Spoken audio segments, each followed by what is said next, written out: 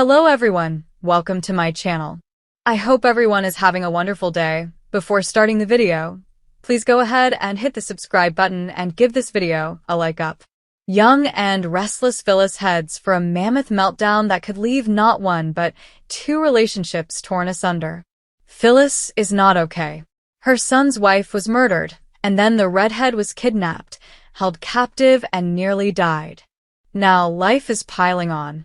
Young and Restless is steering Red toward a mammoth meltdown that will have repercussions for not one, but two couples in Genoa City. Phyllis was devastated when Daniel's longtime love, Heather, was murdered in their apartment.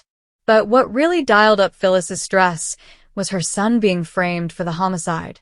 If that wasn't bad enough, she suspected her longtime nemesis was responsible for all of it, and she wasn't wrong. Although it turned out Sharon was being drugged and didn't kill Heather, she did dump her body in the river and frame Daniel. Despite the extenuating circumstances, Phyllis's hostility toward Sharon remained. So, it was extra aggravating to find herself kidnapped and locked up in an abandoned psychiatric clinic with the blonde. Although part of their captivity involved working through their issues with each other, Sharon and Phyllis were traumatized anew by the entire experience, given they were tortured like lab rats, and came this close to losing their lives before being rescued. While Sharon might have been the most likely candidate to come out of it all with major mental strain, instead it's been Phyllis who has visibly struggled. In what appears to be the lastest in an increasingly long line of mental health-themed plots, Phyllis appears to be grappling with a bad case of PTSD given that she's triggered by any interaction that makes her feel like the aforementioned lab rat. And things are only going to get worse. When Phyllis proved herself incapable of focusing on work because of her obsession with helping Daniel, Billy cut her from his hypothetical company, Abbott Communications. Then Daniel pushed her away and asked for space. This left her alone and fending off a panic attack in the park. What Phyllis doesn't know is that life is about to deal her yet another blow when her daughter Summer decides to leave Genoa City. If you thought Phyllis might be headed for a nervous breakdown before, you can bet that Summer's departure will hurry things along. What will the fallout be? Well, it's not looking good on two fronts. Nick and Sharon will soon return from their trip to London to visit Noah, and whether they've reunited off-screen remains to be seen. But given how they were dancing around the idea of getting back together before they left, it's a definite possibility. However, if they arrive home to Phyllis having a breakdown, it's going to throw a monkey wrench into the works.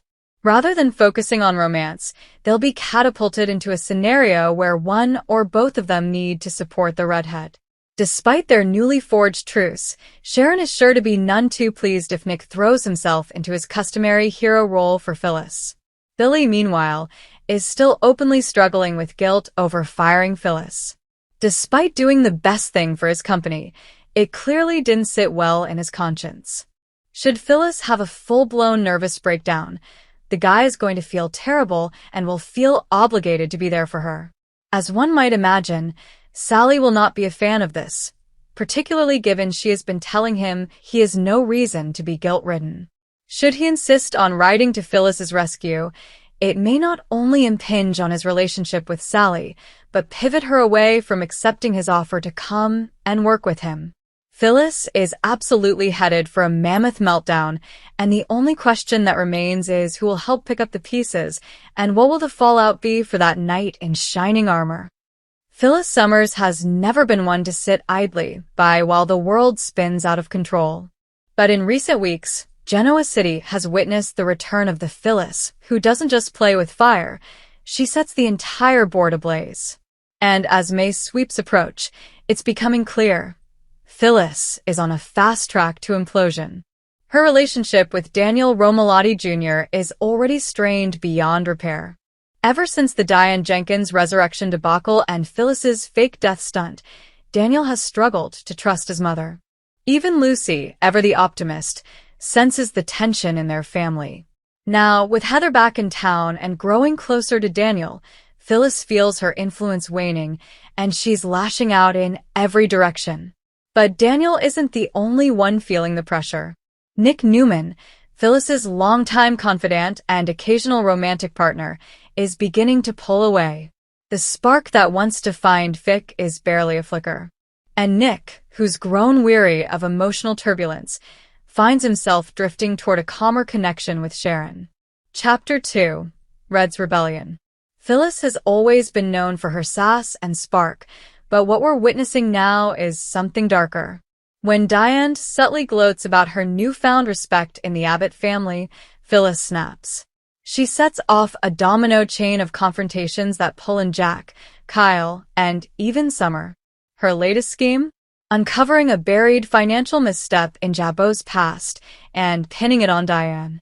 Summer, already struggling to navigate her feelings about Claire and Kyle, now finds herself forced to choose between her loyalty to her mother and the father of her child. When Summer begs Phyllis to stop her vendetta, Phyllis replies coldly, "I lost everything because of her. I won't stop until she does, too." This growing obsession isolates Phyllis further. She can't see the line between justice and vengeance, and those around her are beginning to suffer for it. Chapter 3. Mother Knows Best. At the Grand Phoenix, Phyllis stages an impromptu press event under the guise of launching a charity gala. Instead, she uses it as a platform to publicly accuse Diane of manipulating the Abbott board. The fallout is swift and brutal. Jack, who has been trying to maintain peace between Diane and Phyllis, finally snaps. "You want to destroy her, and for what? Because you can't stand being irrelevant." That word, irrelevant, cuts Phyllis to the bone. Alone in her suite, she shatters a mirror and breaks down, sobbing, clutching an old photograph of her and Daniel. It's one of the most vulnerable scenes we've seen from her in years. Chapter 4. Daniel's Ultimatum. Seeing his mother spiral, Daniel offers her a lifeline: therapy, time off, and a clear break from Diane. But Phyllis refuses, accusing him of betrayal. "You used to be on my side, Daniel. Now you're just another person who's happy to let her win." Heather, who has been watching the dysfunction unfold, urges Daniel to set boundaries, for Lucy's sake. And when Lucy herself tearfully asks if Grandma Phyllis is going to be okay, it becomes clear that the damage has reached another generation. Daniel gives Phyllis one last warning. "If you keep doing this, I'm done. For good."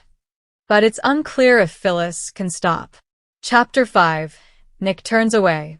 While all this unfolds, Nick grows closer to Sharon, whose own stalker storyline is intensifying. He becomes her protector, her emotional anchor. And in the quiet moments, he begins to question everything about his connection with Phyllis. Phyllis notices the shift.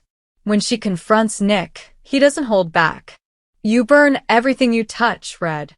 And I'm tired of playing firefighter."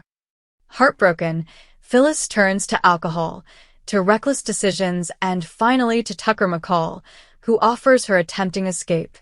"You want revenge? I know how to help." It's a Faustian bargain, and she's desperate enough to accept.